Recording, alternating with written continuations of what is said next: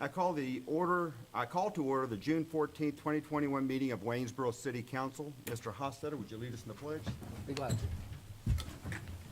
I pledge allegiance to the flag of the United States of America and to the republic for which it stands, one nation, under God, indivisible, with liberty and justice for all. Well, first and foremost, welcome everybody back to the Waynesboro City Council chambers. It's been a long time since we've had a large meeting like this, so that's a good thing. And it's a sign that we're getting the COVID behind us now and we're starting to move back towards a normal life. Before we get started, and I see folks signing in back there, if you would like to speak during our citizen comment period, please sign the sign-in sheet in the back of the room. Before the end of the meeting, we'll bring that up and find out. We continue to provide access to remote viewers. If you're a remote viewer and you wish to speak at the public hearing at the citizen comment period, please listen to the following instructions. Mr. Hamp? Yes, sir. The call-in number for this evening's meeting is 844-844-9200. That's 844-844-9200. When prompted, you'll need to enter the access code for this meeting, which is 398145, followed by the pound sign, 398145, followed by the pound sign. At that point, you'll hear Q&A session has started, at which point you should press *6. If you'd like to speak during the public hearing or the citizen comment, please press 1 at that time to be added to the queue. And at some point, you'll hear the audio. At that point, you'll hear the audio feed of the meeting, and at the proper time to speak, the meeting facilitator will prompt you when it's your turn to speak. So, thank you. Thank you, Mr. Hamp. And for a reminder to anybody that signs up to speak tonight, we've got a lot of people in here. The time limit for your speaking is 4 minutes. So 3 minutes and 30 seconds into it, you'll start out with the green light. 3 minutes, 30 seconds, it goes to yellow. Start winding down your conversation. When it turns red, it's time for somebody else to move into the mic, okay? All right, with that, we've come to item number 2, and item number 2 is to adopt the meeting agenda. There's been a couple of changes this evening to the meeting agenda. The original item number 6, a resolution pertaining to China and organ transplants was removed and substituted with a presentation of the Juneteenth Proclamation. The original minutes said the item number 12, reappointment of an individual to the CSPDC is removed and substituted with an appointment of viewers upon application by Newman Aluminum to vacate portions of public right-of-way and portions of Glencoe Drive. Do we have a motion to approve the minutes as just presented? The agenda as amended. Agenda as amended, yes, sir. I will make that motion. Thank you, Dr. Hofstadter. Is there a second? I'll second. Thank you, Mr. Allen. Is there any discussion? All in favor say aye. Aye. Any opposed? Motion carries 5-0. Thank you all. Item number 3 is the approval of minutes from our May 24th regular business meeting. Is there a motion to approve the minutes? I'll make that motion. Thank you, Mr. Allen. Is there a second? Second. Thank you, Dr. Hofstadter. Any discussion? All in favor say aye. Aye. Any opposed? Motion carries 5-0. Thank you all very much. The next is items from the mayor. I got 2 things I want to share tonight. They're really important to our city because we've had 2 30-plus year employees retire over the last week. So I want to recognize not only a friend, a colleague, but one of Waynesboro's finest. Waynesboro police officer Walter Wallace served our community for 35 years. Walter was not only a great police officer, a great role model, and a great friend, but a caring public servant who would go the extra mile to help anybody in this city. I want to thank Walter Wallace, PD number 35, for your service to our community, and good luck in retirement. The next is for one of our members of our fire department, Jenny Henderson. Jenny was a member of the Waynesboro Fire Department. She retired with 33 years of service. While she was not a firefighter or did any of the firefighting operations, she held a very important job for our fire department. She had many administrative talents. She was our fire department office manager. Jenny was intricate in many parts of the organization. She helped organize a lot of events for the fire department. She's going to be truly missed. Thank you, Jenny, for your time and service within the fire department. Now we come to item number 5, which is matters from council members. Do we have any? Dr. Sam is smiling, so we're going to get a COVID report. Thank you, Dr. Sam. All right. If those of you who've been watching COVID numbers locally on the Virginia Department of Health site, again, things continue to look good. Waynesboro in the last week and a half has had numerous days with 0 identified cases. So that is great development. We continue, the state has lifted some of the mandates. Obviously, we've opened back up, we're back in here, but the recommendations are still to be wearing masks if you're not yet vaccinated. The numbers, as documented by the VDH in Waynesboro, we are just above 50% vaccination rate. So we've got a long way to go to get more of the community vaccinated. So I encourage you to seek it out. It's easy to find. Augusta Health is still holding clinics. They're taking walk-ins many days. Many of the pharmacies have it. Many doctors' offices now have it as well. So if you're seeing your physician for some other reason, you can certainly ask them and see if they're able to give it to you. So I encourage people to continue to do that. Follow up, get your second one. As we've said before, that 50% rate was for adults 18 and above, but children 12 and above can now get the vaccine as well, so that families can protect their children, and I know a lot of folks are doing so, so hopefully we'll continue to see that number rise. Thank you very much. Thank you, Dr. Hossetter. Anyone else have anything? Nope. All right, good. Next is item number 6 is a proclamation for June 19th, 2021. As June 19th in the city of Waynesboro, and doing so urge all citizens to become more aware of the sacrifices of this celebration in African American history and heritage in our nation and in our city. June 19th is one of the oldest nationally celebrated commemorations of the ending of slavery in the United States.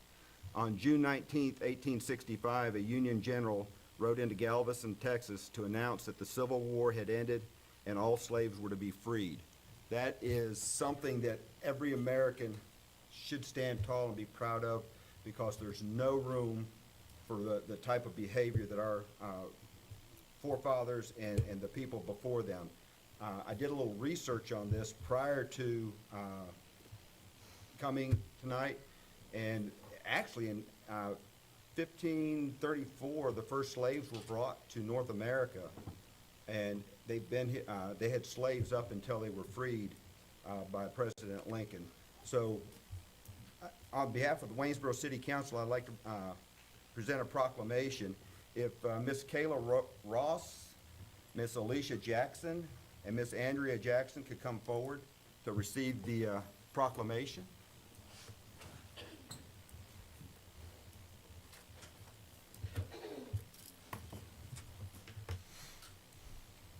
Ladies, I see you're wearing your mask. I've been fully vaccinated my time.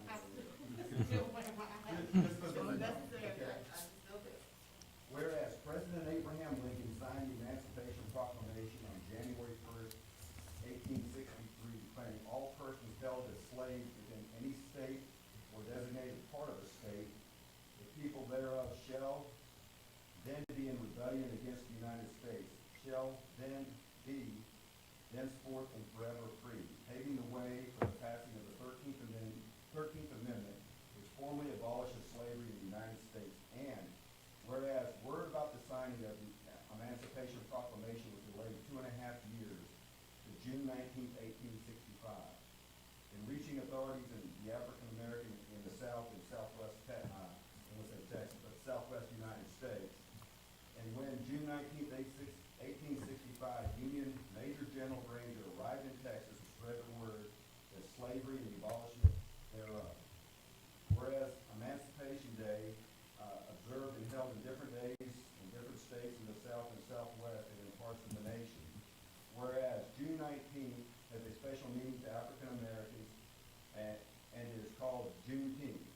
combining the words June and 19th, and has been celebrated by the African community for over 150 years. Whereas Juneteenth celebration will take place at Constitution Park on June 19th, 2021 in our city of Waynesboro. Now therefore, I, Robert Henderson, Mayor, on behalf of the Waynesboro City Council, do hereby declare June 19th, 2021 as Juneteenth in the city of Waynesboro, Virginia, and urge all citizens to become more aware of the significance of this celebration in African American history and in the heritage of our nation and our city. In witness thereof, I have unto set my hand and caused the seal of the city of Waynesboro affixed to this on this 14th day of June 2021. Robert Henderson.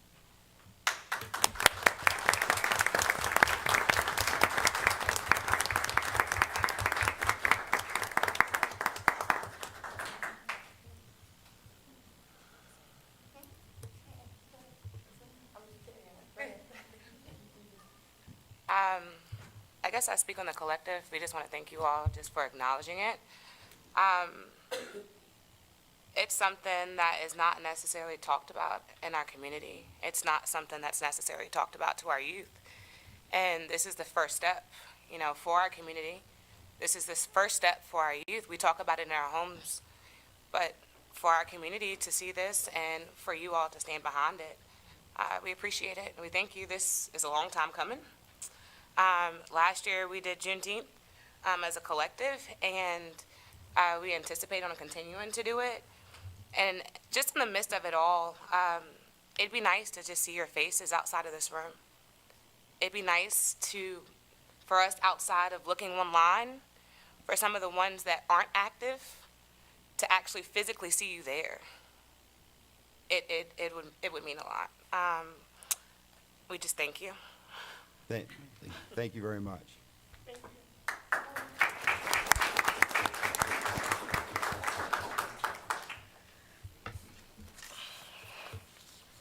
I just want to say a little something, and I appreciate, because I've been here in Waynesboro, and I know how Waynesboro is, this proclamation, and I know how much it is for, it to be acknowledged. But I like to say a little something in addition. And you know what I mean? It's not to, take away from what was said, because I greatly appreciate it being recognized. But also, it's 2020 and we need to, yeah, oh gosh, pandemic. So it's 2021, and you know what I mean? As much as, being recognized is good, we have to also take it a step further. So bear with me for a second. And it says, just a proclamation that could have been written. It says, whereas the first enslaved Africans were brought as captives to what is now the Commonwealth of Virginia in 1619, and whereas black people were brought and sold as slave labor for 250 years and suffered unspeakable acts and violence, and whereas black people resisted their enslavement in overt and subvert ways during the history of human bondage in America, and whereas President Abraham Lincoln signed the Emancipation Proclamation on January the 1st, 1816, declaring that all persons held as slaves within any state or designated part of a state, the people whereof shall then be in rebellion against the United States shall be then therefore and forever free, paving the way for the passing of the 13th Amendment, which formally abolished slavery in the United States of America. Whereas African American and white abolitionists contribute to the spirit of the Abolitionist Proclamation and the passage of the 13th Amendment by their strategic efforts to eradicate human bondage, as well by courage of African American slave soldiers to fight for their freedom in the Civil War, and thus bring to an end slavery. And whereas Southerners who helped persons of African descent in bondage ignored the Emancipation Proclamation, delaying it by some 2.5 years, as well as maintaining human bondage in other parts of the southwestern United States, such as Texas, well after the end of the Civil War, until June 19, 1865, when Union soldiers arrived in Galveston, Texas, to ensure the president's orders and spread the word that slavery had been abolished. And whereas June 1865 has thus become known by African Americans as Juneteenth, combining the words June and 19th, and has been celebrated by the African community for over 150 years. And henceforth, despite the freedoms and hope that Juneteenth represents, are systems of repressions that come after, such as sharecropping, Jim Crow, redlining, mass incarceration, and the police violence against black bodies has perpetuated the racist, legal, and social system that persists to this day. And whereas to honor Juneteenth as the historical date of jubilation and freedom that it has for hundreds of thousands of African Americans who were freed on June 19th, 1865, as well as to recognize on this important day that we are striving for freedom and equality. A celebration will take place at Constitution Park. And so what I want to say is that we're continuing to do this, and I think that a lot of these kids that are here are continuing that struggle, and that we appreciate the recognition of Juneteenth, but we also need the help to continue in the struggle for equality and equity and freedom for all. Thank you.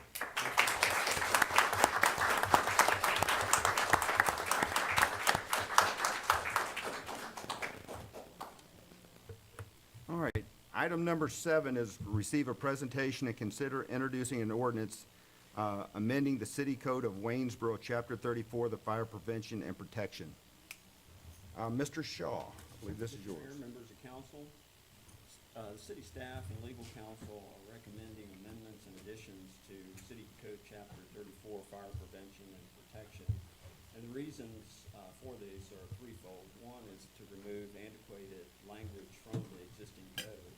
2, to ensure that a new code meets regulatory consistency with the Code of Virginia and other relevant building and fire codes. And finally, to establish a fee schedule for issuing permits and inspections relative to fire inspection. Chapter 34 is divided into 3 articles. The first article deals primarily with administration and defining the fire department, establishing the fire department itself, and then identifying basic roles and authority of key personnel such as the fire chief and the office of fire marshal. Article 2, fire prevention, describes the requirements for fire detection and fire alarm systems. And then Article 3, fire protection, lists uses and activities for which permits and inspections are required and a fee schedule for such permits. Article 3 also prescribes standards for activities such as blasting, fireworks sales and displays, and open burning.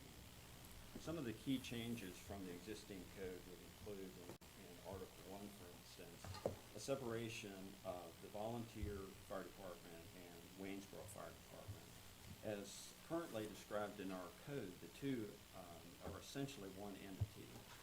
And that's neither consistent with the Virginia Code, nor does it meet good modern practice, in that the Virginia Code allows that there can be a fire department that's owned and operated by a municipality, or there can be a fire company, and a fire company has to have at least 20 active members and own fire equipment. In either case, you can have volunteers who operate under the authority and direction of a fire chief. And so we would separate the existing volunteers from the fire department. And again, there are certain issues that deal with either financial or physical liability, things that have to do with Freedom of Information Act, where the locality is bound to comply. It's questionable that a volunteer fire company has the same standard of compliance. and so forth. So what we are doing currently is the chief is working with the current volunteer group to amend their bylaws so that we could still have, and we certainly would invite volunteers and junior volunteers to work with us.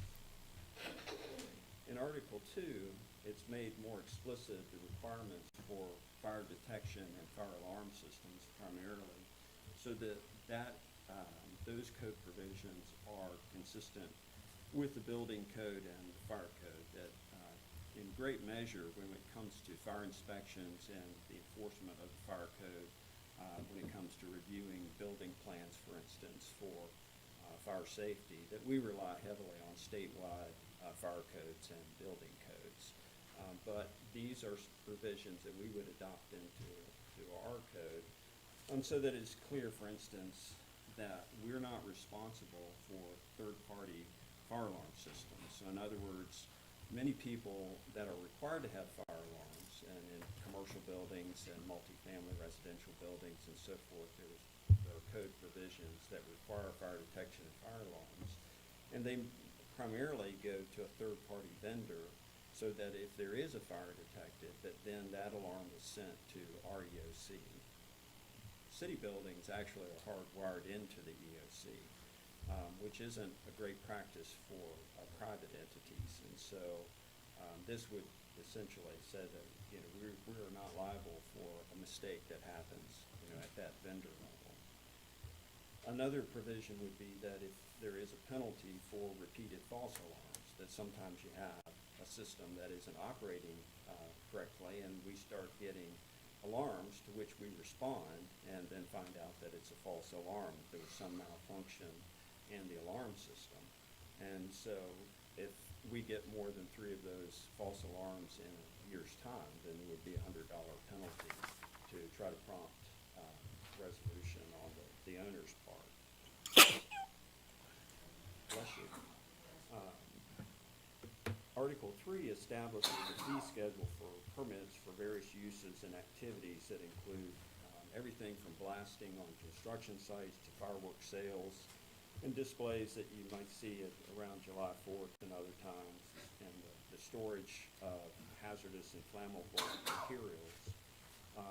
And we issue these permits now, and we do inspections that are based on having issued those permits. But unlike many localities, we don't charge a fee for them.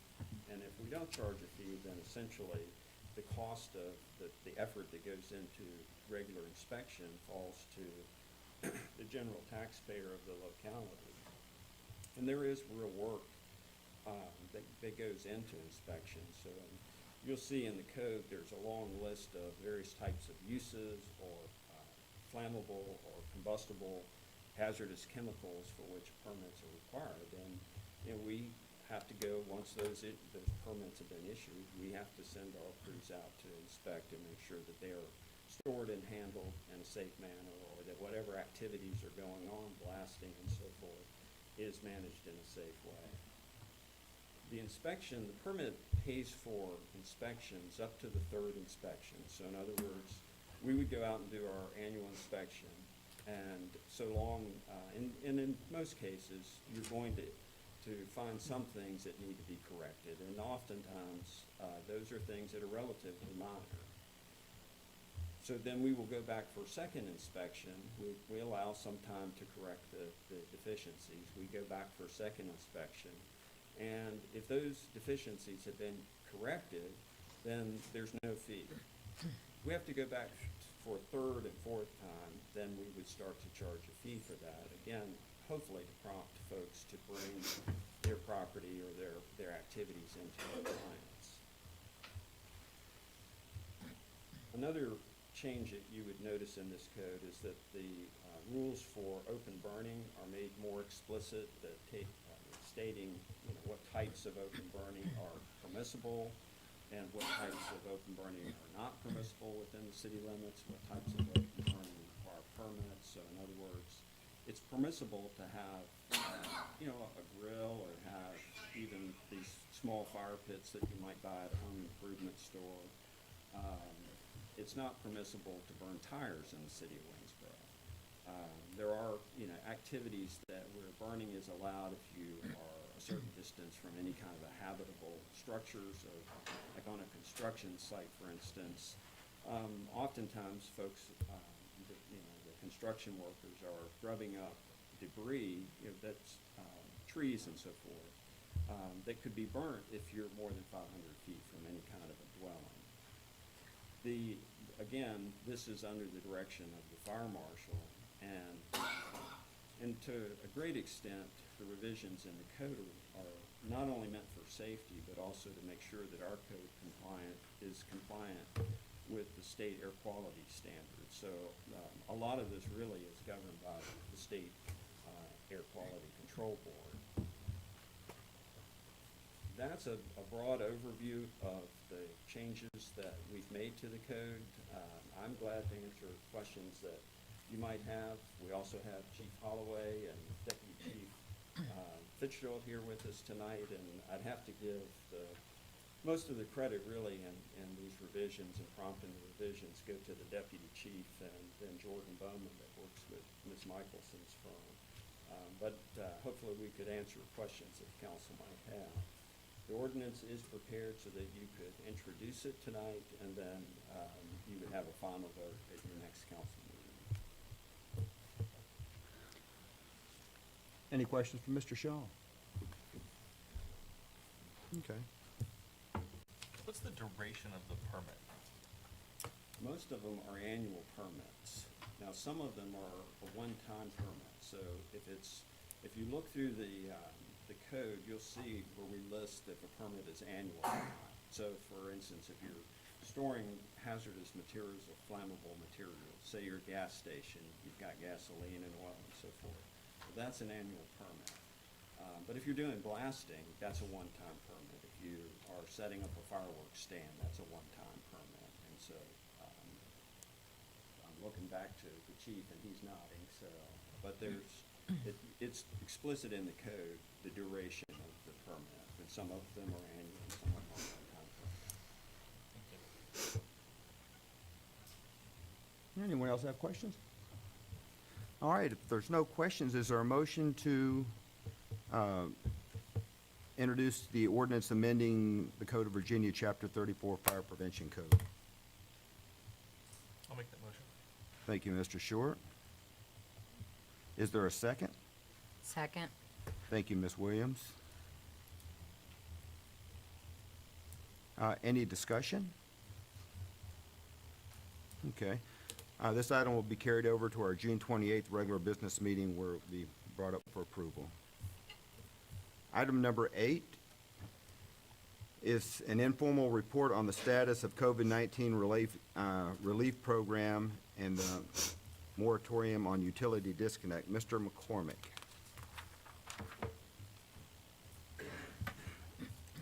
Thank you, and good evening, Mr. Mayor, members of council. On May 7th, 2020, the City Council adopted an emergency ordinance regarding utility payments that set the rate for interest and penalties on utility bills to 0 and put a self-imposed moratorium on the city's utility bill disconnections. The emergency measure was extended 2 times and ultimately expired on September 15th, 2020. During August of 2020, the city partnered with Shenandoah Valley Social Services to offer the Waynesboro CARES program, which appropriated $175,000 of CARES funds to assist citizens of Waynesboro who were impacted by the COVID-19 pandemic with utilities, rent, and mortgage payments. The program concluded during December of 2020 and assisted 222 residents and had a total cost of about $138,000, leaving $30,000 remaining that could be used for future coronavirus utility needs.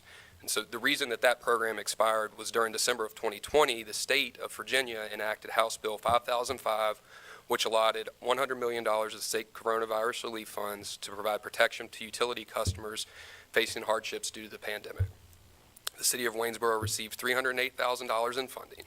This funding may be used to assist customers who have experienced an economic hardship due to or during the COVID-19 pandemic. These funds may only be used for payment of water and sewer charges, not for refuse charges or late fees, and individual customers must fill out an application to be considered for the assistance. When necessary, the city has been using the remaining appropriation from the original CARES funds to cover refuse and late fee charges for citizens who qualify for the assistance provided through the House bill. This ensures customer accounts are brought current. As of June 9th, 2021, the city had expended about $65,000 of the utility relief to 167 qualifying customers under the new plan. The CRF funds allocated from the state in December account for about $51,600 of the $65,000, and the city's CARES funds have accounted for about $13,400. There's currently a maximum assistance set by the city of $3,000 per customer, and that's upon recommendation of the state. House Bill 5005 also placed a moratorium on public and private utility disconnections. The bill outlined a procedure for exclusion from the moratorium for which the city qualified. On January 25th, 2021, the City Council held a public hearing and adopted a resolution accepting the exceedance of utility account arrearages, which provided a disconnection from the moratorium. The city intends to resume disconnections on June 22nd, 2021. Funds are still available for the COVID-19 relief, and customers are encouraged to apply for the assistance program if they feel they are eligible. Applications are included with each late notice that is sent by the city, are available on the city's website, or can be picked up at the treasurer's office. If you all have any questions, I would be happy to answer them now. Thank you, Mr. McCormick. Anyone have questions for Mr. McCormick? No. Just as much a comment, thank you for summarizing that. I think we've all been concerned about, the question of how things are going to wind down, but knowing that we still have funds available and the folks can still apply if they are impacted by the pandemic and are in arrears on their accounts. So that's good to know. Thank you, Mr. McCormick. Ask maybe perhaps we could share that on our social media outlets as well to alert folks of the upcoming resumption of disconnections. So I think council should be aware and the public should be aware on accounts that go delinquent receive direct mail information. And at some level, we feel like that's the best and most current way to communicate with the customers. And in some ways, a broader communication perhaps complicates life for customer service personnel. So I would, while I understand and appreciate the desire to make sure that customers and folks and families in need get information, we believe that that targeted mailing is the most beneficial and most efficient way to do that. And a broader communication, in my view, is less efficient, but I would defer to the preferences of council. Yeah, I mean, my interest is one, not to particularly target those individuals that are going to be receiving those notices, and as much of to let the community aware of it, so those that may hear about it or it's published in the newspaper that we've sort of communicated our narrative. And then the second is to make sure that those that are not or have been struggling or continue to struggle are aware that relief is still available through the program, because I know that they receive those notifications in the mail if they're eligible, but yeah. We can do that. Thanks, Mike. Yes, sir. Okay. All right, item number 9 is to hold a public hearing on various appropriation ordinance amending the 2021 budget. Mr. McCormick, that's why you're still standing there. Yes, sir. Thank you, Mr. Mayor. Item 9 on council's agenda this evening is to hold a public hearing that is intended to cover the appropriations noted in items 10 and 11 on this evening's agenda. A public hearing is required by state code whenever a locality intends to amend its adopted budget by more than 1%. The public hearing is required to be noticed in a local paper at least 7 days in advance of the scheduled hearing. This hearing was noticed in the News Virginian on July 5th, 2021. The appropriations are broken into two sections of like-kind ordinances. June 5th, 2021. Sorry. The appropriations are broken into two sections of like-kind ordinances. Items 10A through F can be introduced this evening and would require second consideration at council's next meeting on June 28th. And items 11A through H can be introduced and adopting at this evening's meeting if council wishes. Item 10 focuses on appropriations from available net position and fund balances of the various funds. 10A and 10B send money from the general fund to the capital improvements fund to complete the capital plan proposed to council through the city manager's 2022 budget. The capital plan was presented to council as part of the budget presentation on April 6, 2021.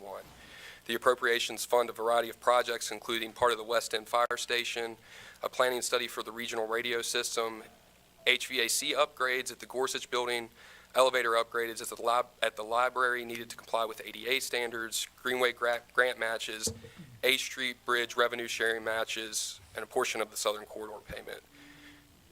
These are funds that were unassigned or reserved for capital projects during the fiscal year 2020 audit.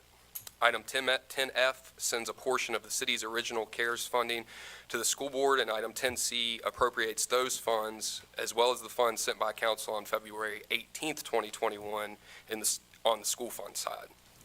10D transfers funds from the general fund to the debt fund to cover the final payment of the 2001 Waynesboro High School renovation bond. 10E funds a 10-year water line and equipment replacement plan of approximately $109,000 and a rate study in the water and sewer fund, and those cost approximately $10,000 per fund. Item 11 focuses mostly on the appropriations of various grants and donations the city and schools have received that were not in the original 2021 budget. And item 11B serves to appropriate the interest earned on the 2018 Waynesboro High School bond issuance. The principal of that borrowing of $18 million was appropriated during the summer of 2019. However, the interest earnings require an additional appropriation to be used towards the project. If you all have any questions, I'd be happy to answer them now. Any questions? All right, you ready to open the public hearing? Thank you, Mr. McCormick. Thank you. I hereby open the public hearing. Mr. Hamp, do we have? Yes, sir. So an individual, King Calfani, has signed up under the public hearing budget ordinances, but I'm guessing that Mr. Calfani's interest may be speaking under the citizen comment period. So if Mr. Calfani wishes to speak to the budget amendment, you're welcome to do so. I'll call on you when we get to the other item then. Thank you. Yes, sir. Nobody signed up to speak. Anybody on the line? We haven't perfected how we're going to resume that just yet. Oh, there he is. Thank you, Dennis. Nobody on the line. I hereby close the public hearing. And then that brings us to item number 10. Item number 10 is consider introducing and adopting items A through F. Is there a motion to adopt items A through F? So moved. Thank you, Mr. Short. Is there a second? I will second that. Thank you, Dr. Hossetter. Any discussion on items A through F? All right. All in favor say aye. Are these ones that we have to do the next time, Yeah, I think Mr. McCormick? Yeah, these go to the next one. Do what now? 10, the items on 10 have to be, can only be introduced this evening. Okay, so And then the items in 11 can be introduced and adopted this evening. okay. So we've got a first and a second. This will be carried over till our next meeting. Yes, sir. Okay. All right, item number 11 is introducing the following ordinance. Items A through H. Has everyone had a chance to review, and is there a motion for items A through H? I will make that motion. Thank you, Dr. Hossetter. Is there a second? Second. Thank you, Mr. Short. Any discussion? This item will receive final consideration on June 28th at our regular business meeting. No, that's the one we can do tonight, right? Yes. Those we can adopt to, Can these be adopted Yes. tonight? you got your things flipped up. Okay, all right, so we've got a first and a second. Is there any discussion? All in favor, say aye. Aye. Any opposed? This motion carries 5-0. Thank you all. You're welcome. Item number 7 is to consider adopting a viewer to review request to vacate a portion of 100 feet right-of-way, Genicom Drive, adjacent to Newman Aluminum, applicant for development purposes. Mr. Shaw. Mr. Mayor, members of council, Newman Aluminum has interest in expanding their building to add about 10,000 square feet of office space. A portion of their property is in the floodplain, so they would like to expand in the area that's not in the floodplain, but that would encroach upon an existing right-of-way of Genicon Drive that's undeveloped. The right-of-way there is about 100 feet of right-of-way, which is pretty excessive for the nature of that road. So they would ask that we vacate the right-of-way along their frontage and the entire length of Genicon Drive to the south of Hoagland Parkway. So you've got a couple of other users down there, Drake and so forth, and they would have property added to their existing properties. So tonight, the only thing the council really needs to do is appoint viewers. We'll come back to you with a viewers report, staff report, and then ultimately you'll hold a public hearing on the matter. Okay. Yeah, Mr. Mayor, I'll, would like for council's consideration to offer up Mr. Mark Stevens as the chair, Greg Bruno, Edith Ekman, and Ms. Hulvey as the alternate.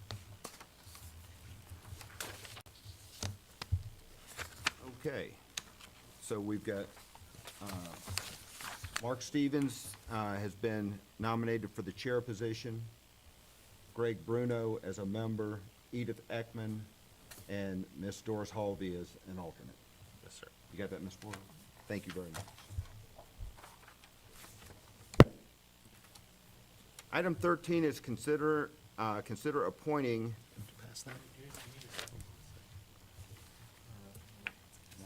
We're just appointing. Short.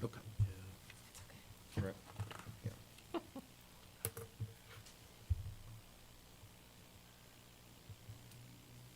All right, item number 13 is consider appointing Ms. Tambarge, and I'm not even going to try your first name. What is it? Okay. Associate Planner to the following committees: the SAW MPO Technical Advisory Committee as an alternate, and the Bright Transit Bus Advisory Committee.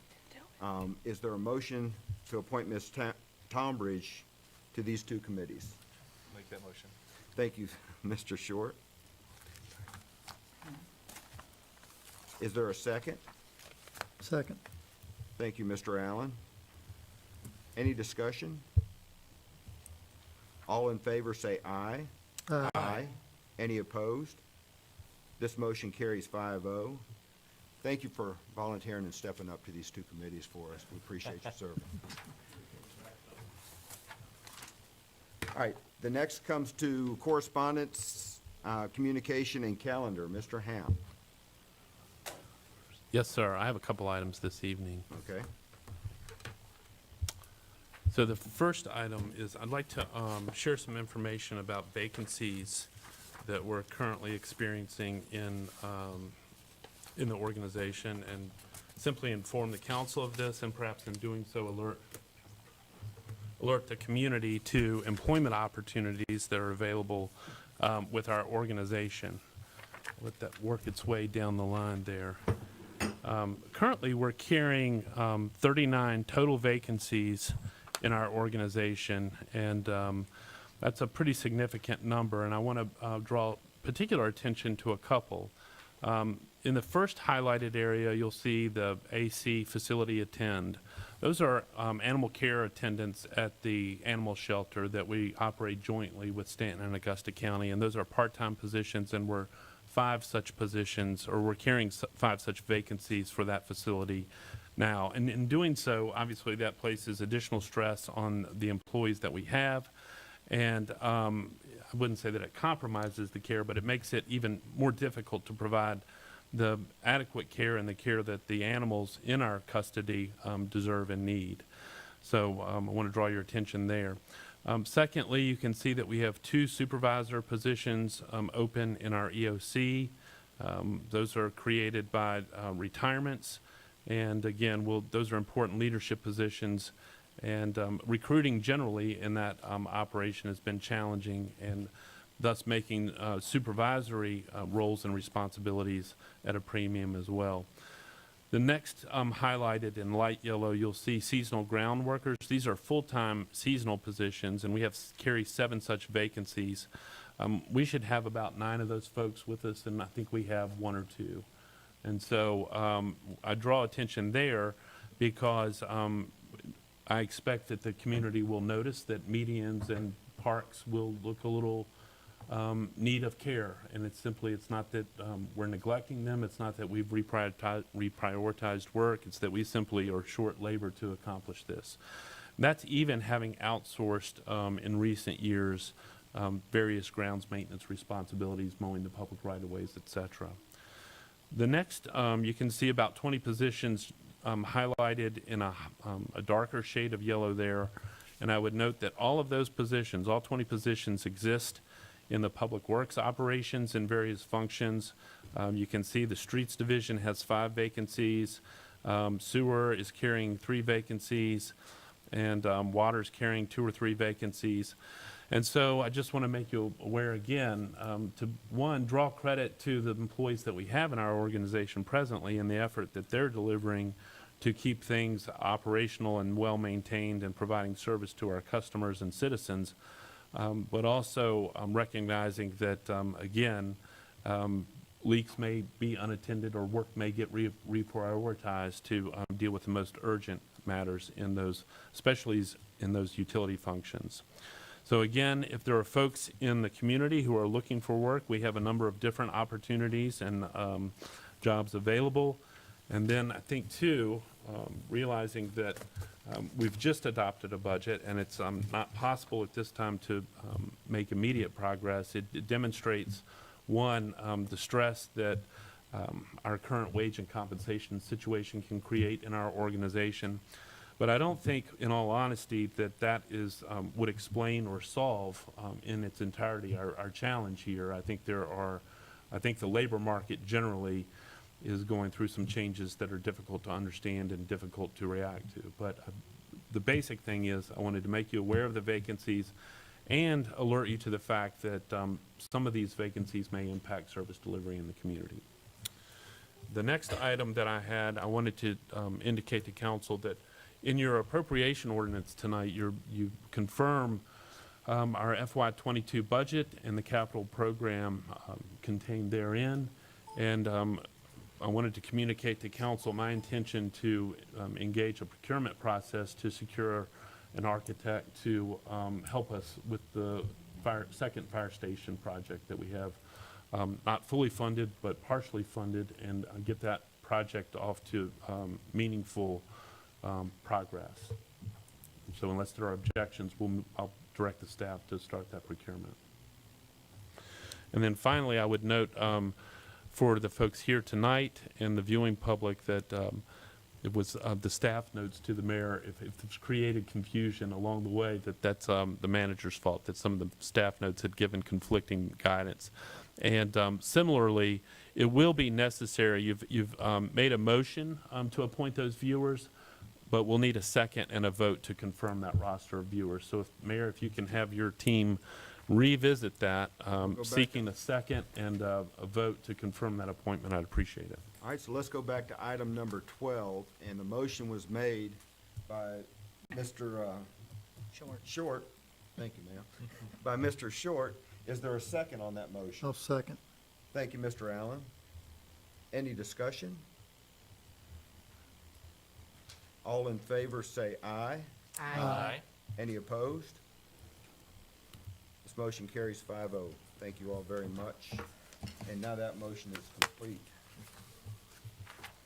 All right, so for the citizens of Waynesboro, we're not only open for business, we're not only open to live here, but now we're open for employment. So if you need a job, give Mr. Hamp a call, okay? All right, that brings us to item number 15. Item number 15 is for the citizen comment period. We're going to open the mic for citizen comment. I do ask that you respect the time that's given by the little machine here, 4 minutes. And please keep your comments respectable to all. When you address the council with your comments, be advised that during the citizen comment period, we're here to receive comments. We're not going to give answers. We're not going to get in debate with anybody tonight. So when you talk to us, we're going to listen to you. We'll document. And if somebody needs, if you want us to get back with you, let me know. We'll get back in touch with you and we can have a one-on-one. But for tonight, it's simply citizen comment. You give us your information and then we'll reply at a later time. Okay? Mr. Kelfani.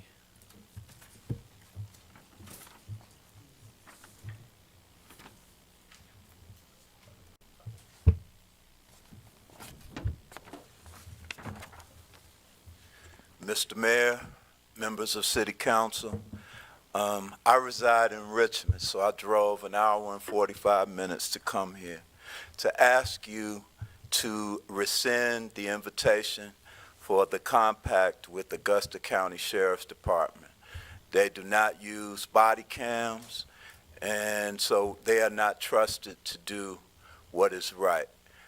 We have Nelson County and other similarly situated counties that can do the job and get it done right. But we can't have people in this area not using body cams. So please consider rescinding that invitation to the Augusta County Sheriff's Department. Thank you. Thank you, sir, for your comments. Mr. Craig Scott. Good evening, Mr. Mayor and honorable councilmen and employees of our wonderful city. I hope all you are well. It's nice to be in a well-lit environment. Life is a learning experience until it isn't, as we all know. Certainly, Dr. Hostler has dealt with it more closely than we all like to know. And there are many walks of life where, and I had this theme before and I will say it again, compassion, efficiency is compassion. So for example, in the medical profession, we know, all of us know that costs have been going up at a prodigious rate for decades, if not more, above inflation. And yet, in the medical field, there are two areas where actually costs have gone down and items, I'm leading to a point, and care has gone up. The eye care industry is hardly regulated by various levels of our society, various levels of government. Eye care industry has advanced, gotten more efficient. Costs in nominal and real terms have gone down. That's compassion. More people will be able to see and have a better quality of life. Another one would be in the veterinary medicine field. Heck, you can still get a house call, right? You have a sick horse, cow, whatever, then come in at a very reasonable price, and there's not a lot of paperwork to fill out. I'm sure in Dr. Hostetler's environment, half his time, if not more, is filled out with paperwork or having staff to deal with it. Compassion is efficiency. Mr. Hemp mentioned something very interesting about the community. I wasn't planning to do that, but it was an astute comment. We have a labor issue, groundskeeping in this case, and other items.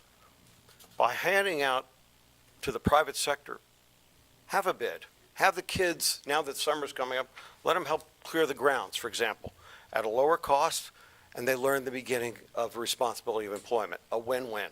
Lower cost for the taxpayers and more available funds for other things that are higher priority.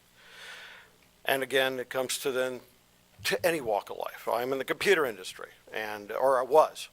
You know what your computers and gizmos have been doing, lower price in real terms, higher quality or more power. Well, there are good ways of doing things, and that's my privatization in the water and sewer area. I know that it maybe ruffle a feather or two, but that principle can be applied on that. Employees can get better compensation. They have more agility, more flexibility.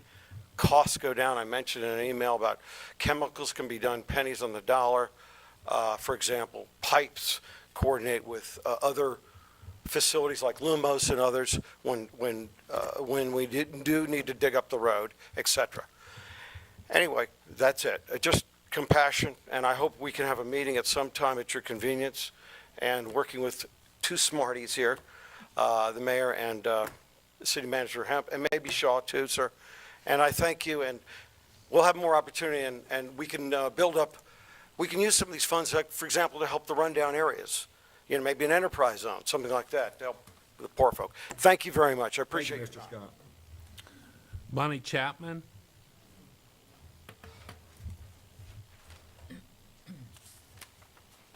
Hi there. I reside at 141 Forever Court. I'm actually new to the area, but I am coming from Fishersville. I'm also here about the mutual aid compact between Augusta County and Waynesboro. Obviously, we have had 4 acts of violence recently, 3 of them being on young black men. Black men and black women only make up 5% of our population, but 75% of the violence. It's very difficult to see our community be struck by this. We shouldn't have police brutality. We shouldn't have to be scared of those we love and wonder if they're going to get stopped and maybe if their life will be taken. It's very difficult for me to speak on this because I have seen the people around me be greatly affected by it. And it's really hard for me to come to Waynesboro knowing that Augusta County can still come and can still threaten the lives of the people I love. I think Waynesboro would be safer with Nelson County. I think that they have proven that they are better for us. Nelson County serves 21,000 people.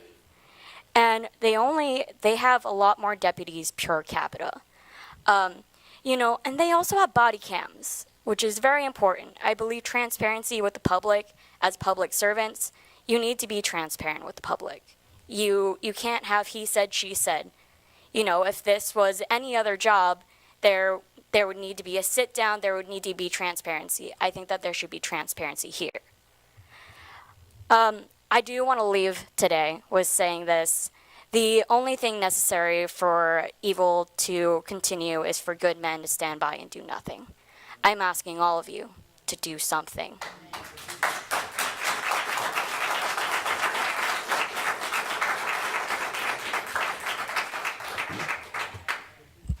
So I'm having trouble with this next name. It looks like Anna Jane, and the address is 404 South Laurel. Oh, I'm sorry. Good evening. So it's apparent that these kids are here to dissolve the mutual aid agreement tonight with Augusta County. Now, we know it's not going to happen tonight. I know that, and you know that. But the kids are right. They're right because the fact that Augusta County has proven to be dangerous. I've lived in Waynesboro forever. And I know people are tired of hearing this, but I'm a mother of 4. I'm a grandmother of 7. I have 5 black grandsons, and it scares me to death when they walk down the streets. I shouldn't feel that way in my hometown. I shouldn't call around at night before I go to bed to make sure my grandchildren are home so I won't hear anything in the morning that they're dead or been beaten or something. And, the thing is that my city has licensed Augusta County to come here to beat my grandsons or my grandchildren, to gun them down. And my fear is heightened because 2 of my clients that I've dealt with had problems with Augusta County. One was beaten so bad that Middle River wouldn't accept him. They made him go to Augusta Health first. The other one was shot multiple times sitting in a car. That scares me. It scares me because I have grandchildren and children. It scares me because I'm a black woman. I shouldn't be afraid in my community. That's not acceptable. So, with this not going to happen tonight, and we know, but I'm asking you to dissolve the mutual aid compact with Augusta County. Just think about it. Honor our voices. Honor everyone in our community. Let your staff and you study how Nelson County probably could be a better partner. They're across the mountain. They're only 10 miles more away than Verona is. Study that. They have more deputies per citizen. They have body cams. I'm not saying that things are not going to go right all the time, that people shouldn't be arrested, but why can't you be transparent about it? Let everybody see what's going on and everybody make a conscious decision. It's no reason why 75% of the people in jail are black and we have 5% in the community. It's something wrong with that. And everybody knows there's something wrong with that. But we have to do something about that. No longer can we sit back and watch this. You know, as a black mother, I don't want to call my children and grandchildren every time I go to bed just to make sure, you at home, you okay?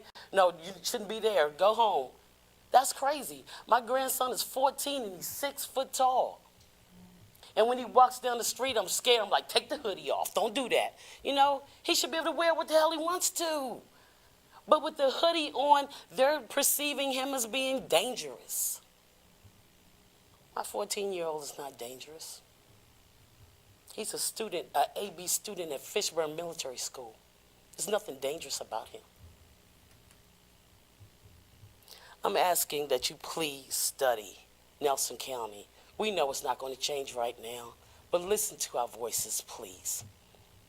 Because if Augusta County comes in here and guns down a kid or shoots a kid, you're as responsible as they are, because we didn't do anything about it. Help us make our community safe for all people.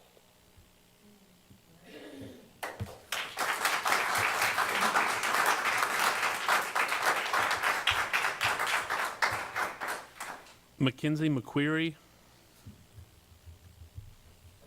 Hello, I'm Mackenzie McQuarrie, and I live here in Waynesboro at 141 Forever Court.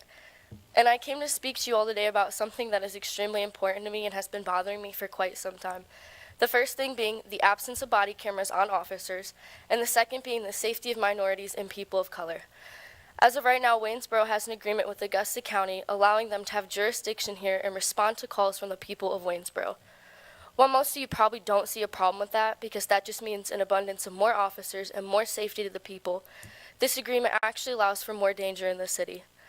I wouldn't mind if officers came here to help for the safety of the people, if and only if they have body cameras, and it's anyone other than Augusta County officers. I say that because, for one, again, they don't have body cameras and they don't have dash cameras. I find it funny that they used to, but yet they removed both over time. Why is that? Because they are doing things cops shouldn't do and want to hide that. And I do not care if you're a cop. You are not above the law, and you have to be held accountable for the actions you make. Now, a lot of you will say Sheriff Donald Smith is a good man. He doesn't lie, you trust him, and he has helped families. While that may be your truth, that is not my truth or my family's truth. For one, no matter who you are, trust is earned. How can I trust someone shooting people who don't deserve it and won't wear a body camera? If you have nothing to hide, then wear them. As of right now, we have to take his word just because he wears a badge. He also said he asked the board for funding for many years and that they wouldn't approve of his funding. That right there is a lie, and I'm sorry, but as much as ammunition and new cars are important, I believe the safety of the people and transparency should be number one. I've gone to multiple Augusta County board meetings, and I haven't seen Donald Smith there a single time. If it was something he wanted, he would be there at every single meeting requesting them and the funding for them. If he isn't persistent or even going to, it's quite obvious they aren't something he cares to acquire. Now, even if they get body cams and dash cams, that still isn't enough considering there have been 4 acts of violence made by the Augusta County Sheriff's Office, 3 of them being on people of color. One man was rammed on his bike and was beat to where he lost an eye. Another shot and killed. And another being shot multiple times, having to go to the hospital under critical condition. I do not want to hear justification on why they were shot, because that is all I ever hear, and that's disgusting. But whether anyone is guilty, you do not get to take their life. You didn't give them their life, therefore you have no right to take it. You cannot be judge, jury, and executioner. Let me put this all into perspective real quick. I'm a white woman. When I get pulled over or stopped, I'm still scared, but I'm not scared for my life. There have been many times where I've reached in the back seat, a door, the dashboard, and I was not shot. However, if I wasn't white, I would be dead or in critical condition in a hospital right now. If it was my black family or friends doing that, they would not be here. So yes, I have fear being pulled over, but not the same fear, because people of color have to, hold up.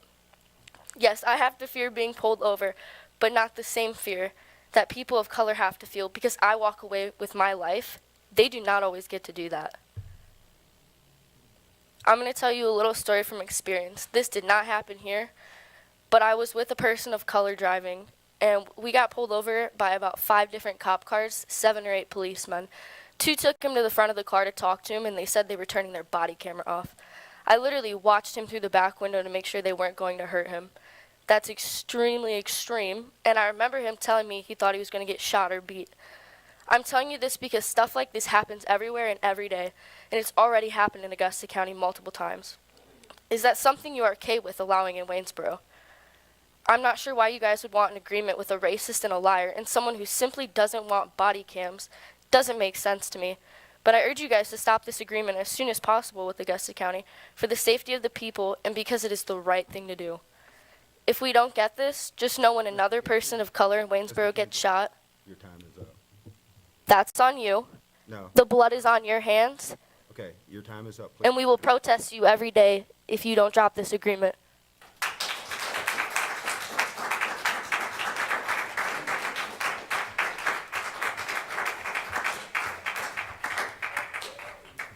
Carter Nexler? Carter Neffler? Cortez. Sorry about that.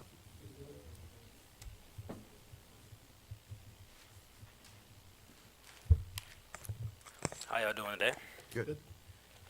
So, I'm a citizen of Waynesboro. I've been a citizen of Virginia for about a year now. I've come to Virginia to find a new light in life.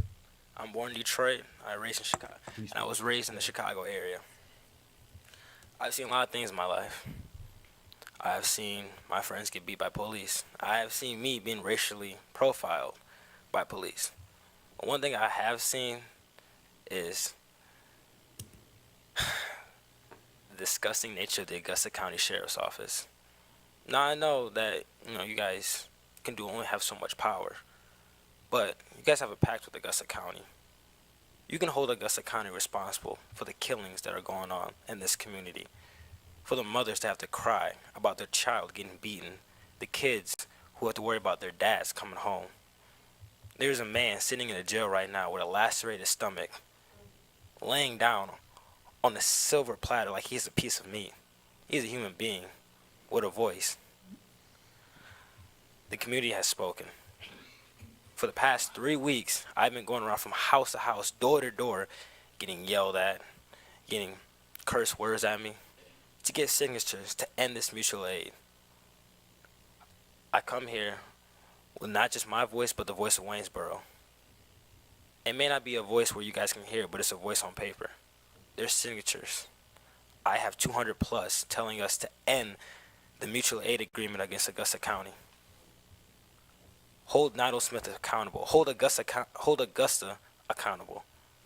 I'm sorry, but if an officer comes in right now and shoots me, that's just y'all problem to this Augusta County. I'm on y'all territory. You guys want to protect the people of Waynesboro. Start by ending this mutual aid. I want to give this to y'all, and if y'all take it, please look it over. But the community has spoken, and the community is outraged, and the community is sick and tired of it. And as a young African American growing up, I'm sick and tired of it. I'm the new generation. I'm the new light. I'm the new voice. And I'm here. I'm here. I've spoken. I have a saying, and I'm gonna leave y'all with this: we all bleed the same blood. Because at the end of the day, we all have the same red blood. See y'all?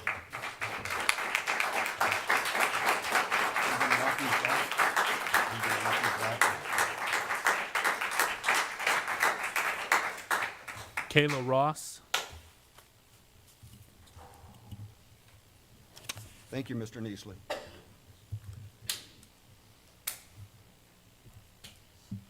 Good afternoon, you guys. Not you guys, you all, excuse me. I'm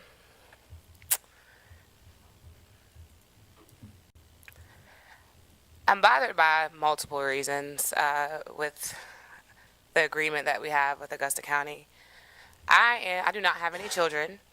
I consider myself a community mother. I leave my door open for those kids, those youth in the community that need a place to lay their head. If they need a meal, need to take a shower, if they need someone just to talk to, my line is always open. I've had the same number since I worked at the Boys and Girls Club over 10 plus years ago. Those kids that were in my program, they're now graduating from high school. Some of them are in college now. And to just kind of, even with Deontay, I'm going to say his name. No one has said his name tonight. with Deontay. I went to school with him. We as a community, we're not just a community, we are family. We are supposed to be family. I don't know, I'm gonna be honest, I don't know whom you all go home to. I don't know who your children are. I don't know who your wives, your husbands, but look at us as your family, those same people that you guys go home to every night. And you lay down and you wake up your grandchildren. Like, we are a family. And I think that's what's most important. I think instead of what is being said mostly here tonight is we don't feel safe, but we don't feel loved. We don't feel loved. And I say that we don't feel loved because we're not being kept safe. And in the midst of having transparency, if I apply for a job, I tell my boyfriend this all the time, and he gets mad when I say it. And he's sitting over there, and he's probably like, ugh. I tell him all the time, I say, you know what? Why did you take the job if you did? Why did you fill the application out if you were not going to do the job? Each and every single one of you guys, we came as a community, we all voted for you. All voted for you. I don't mean to put you on the spot or anything of that caliber, Miss Williams, but you live in Ward A, and Deontay is in Ward A. He is your community. He is your family. You all were voted. You all were voted in from your community, from your family. Protect not just your family at home. Protect your family as us, your community. Just protect us. Keep us safe. I don't even have to go into the logistics or the statistics of everything. In your heart of hearts, when you go home at night and you close your eyes and you think about the ones that you love, the ones that you consider your family, and family is not all blood. Family does not solely consist of your blood. Even despite how I might feel, or despite my fears, or despite my nephews, despite even my nieces, if this has happened to any of us, it has happened to us as individuals. The fact that you guys sit behind there, if it happens to this gentleman, this young lady, whomever, it happened to you. Take on that responsibility and care about us and love us. Love us properly. Keep us safe. That's all I have. Thank you.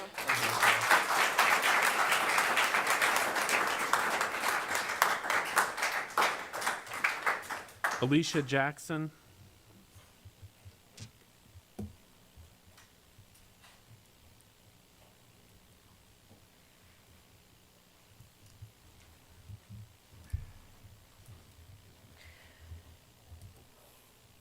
I had to write down what it is that I wanted to say, because sometimes emotions can overwhelm us. I come to you today to ask that you either end the mutual aid agreement for ESF number 13 or add a provision that is contingent upon the Augusta County receiving body cams to further increase community police relations, as the trust within the system of our locality is dependent upon accountability and transparency. The request for body cams, it is not a black or brown or a people of color issue. It's a poor people's issue where one is and may be targeted and on the receiving end of police brutality. While I thank you all for this proclamation for the recognition of Juneteenth, the community does require more. The work does not end here. Community supports need to be put into place. We need those who represent us, the community, to take a stand to put a stop to the perpetuated culture of systemic racism. Augusta County having 2 police-related shootings within a week of each other, no matter how justifiable that they claim them to have been, the level of uncomfortability that now resides within our community is insurmountable. Body cams do not provide a snippet, not only provides a snippet of clarity for the victims of police brutality, but also a helpful aid to the police officers that serve our community. As we know that when entering fight or flight mode, no matter the training that our officers have been provided or that of Augusta County, our senses become diminished. I ask that you require the usage of body cams before being allowed in our area and destroying what positive police-community relations that we have here with the Waynesboro Police Department. Thank you.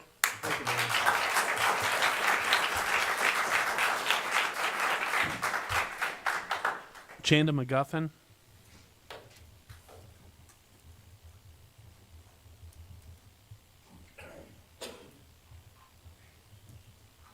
Good evening. Good evening. I'm here this evening to discuss the agreement the Waynesboro Police Department has with the Augusta County Sheriff's Office. Since Rise put out a claim for an FBI investigation versus a state police investigation of the two shootings in the same week, we have received about 20 phone calls from Augusta County residents. These residents are scared because their rights have been violated, wives allegedly sexually assaulted, and some have been held without speaking to their lawyer. I'm not here for the validity of the claims. I'm telling you about the phone calls, okay? Don't know if they're innocent or guilty. Don't know. What I am here to say is the officers don't have a leg to stand on without body cam and dash cams. We have no way to refute the claims. It concerns me that there were as many as they were. I didn't expect to get any calls, maybe a couple, and I expected them to be black. However, they were not. We had only 2 black people to contact us.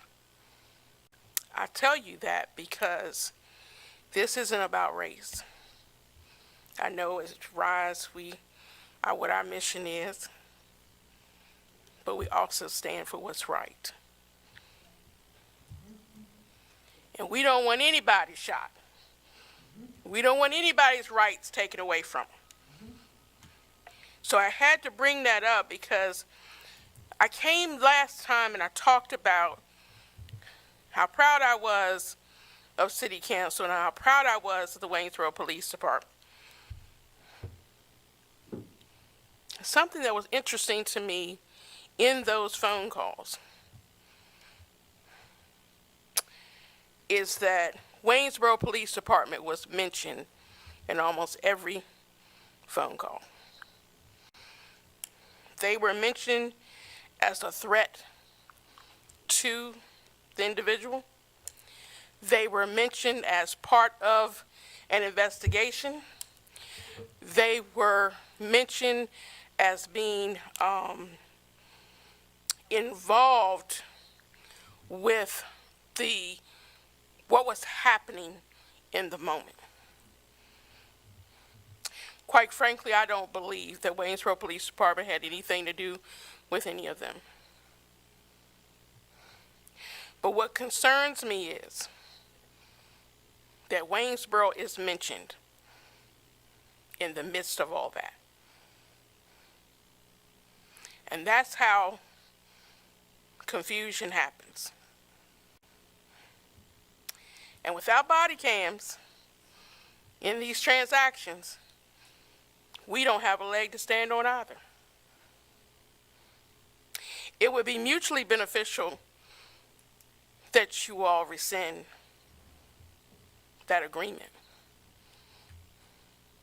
Can't clean up the Augusta County Sheriff's Department, I asked you to. I'm asking you to rescind that agreement.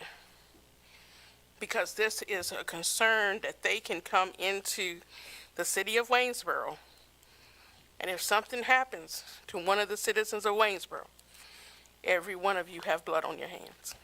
Thank you, Mr. Duffy.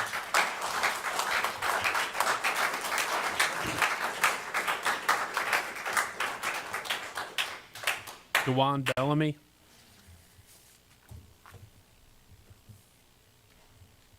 Hello, Mr. Mayor. How are you doing, City Good. Council? My name is Dewan Bellamy. I'm here representing the Waynesboro Black Panther Party and also the people. I want every white face in here to take a good look at me. Because there's a 73% chance that you'll never see it again. Me as a black man, I have a 73% chance to die when I walk out this door. Not from diabetes, not from COVID, not from the flu, but from the police. That's a fear that you never have. I'm sorry, but I don't see the sense of urgency on your faces to rescind this compact with Augusta County Sheriff's Department. Me as a black man, when I ride down the street and a cop gets behind me, I'm in fear for my life. And sometimes I don't know why. Do you know how confusing that is? Do you know the hurt I feel every day? The mental struggle I go with, not knowing what direction evil and wickedness is going to come at me. The Augusta County Sheriff Department needs to be held accountable for their actions.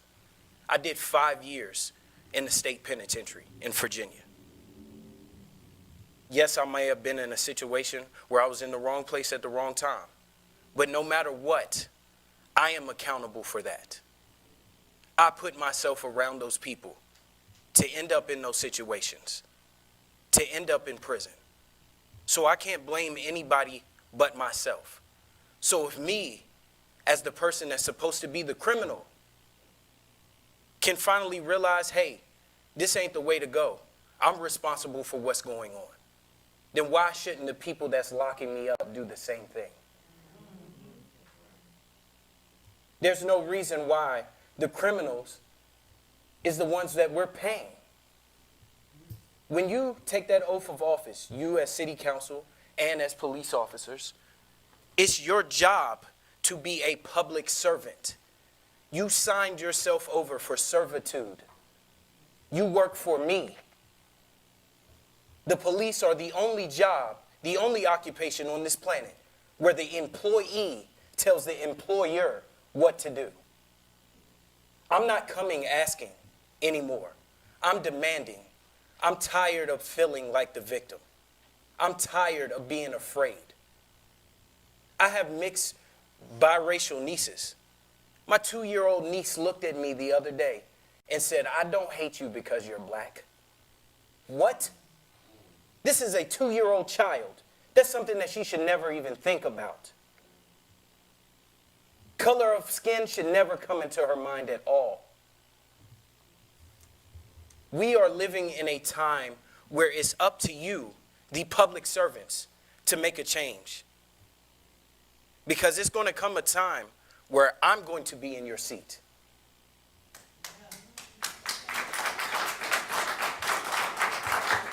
And changes will be made. But I'm asking, you have children. I may be friends with some of your children. Just think if your children were me.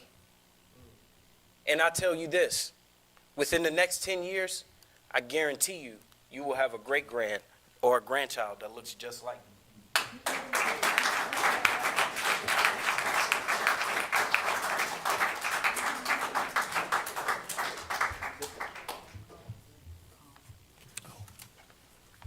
Any phone, Dennis. any citizen comment on phone? All right. Thank you all for your comments. We heard you tonight, and if you need to talk to one of us, our phone number's on the website. We'll gladly talk to you about your concerns. So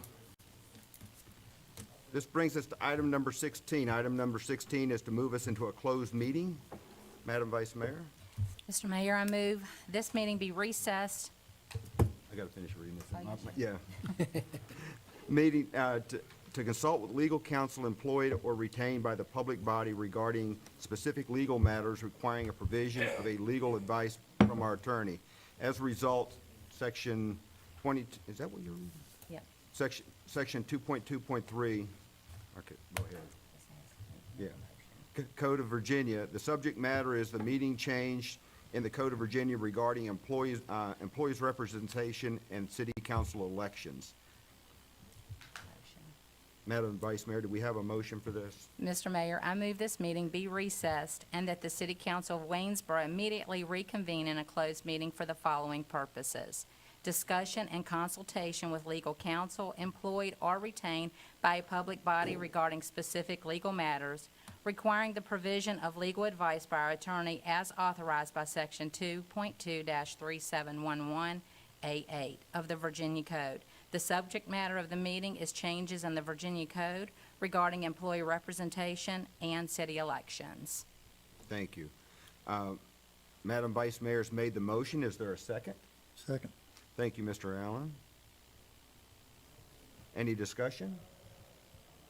This requires a roll call vote to move to closed meeting. Ms. Bortle? Mayor Henderson, Aye. Vice Mayor Williams, Aye. Councilmember Allen, Aye. Councilmember Short, Aye. Councilmember Hostetter, Aye. This council moves to closed meeting.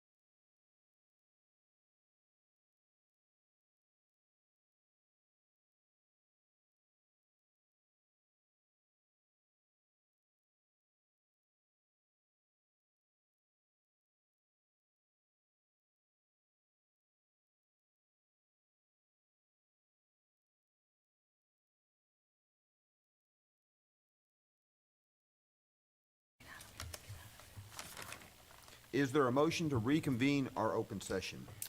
Mr. Mayor, I move to adopt the following resolution. Whereas the City Council of Waynesboro has convened a closed meeting on this date pursuant to an affirmative recorded vote and in accordance with the provisions of the Virginia Freedom of Information Act.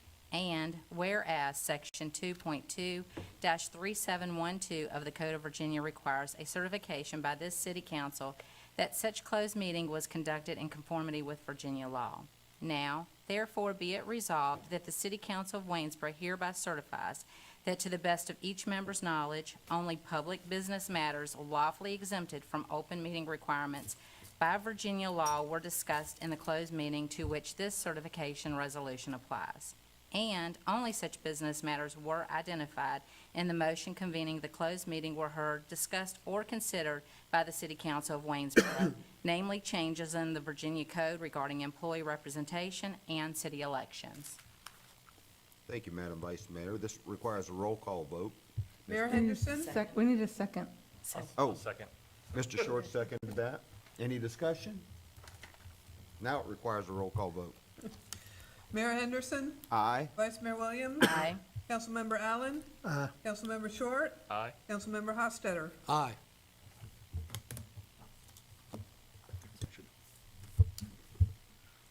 All right, that brings us to item number 17. I won't screw this one up, okay? Item number 17 is for adjournment. Is there a motion for adjournment? I'll make it motion. Do we have to Mr. carry this over till next week? Mr. Allen made the motion. Is there a second? Second. Mr. Short, any discussion? All in favor, say aye. Aye. Any opposed? This motion carries 5-0. Thank you all very much.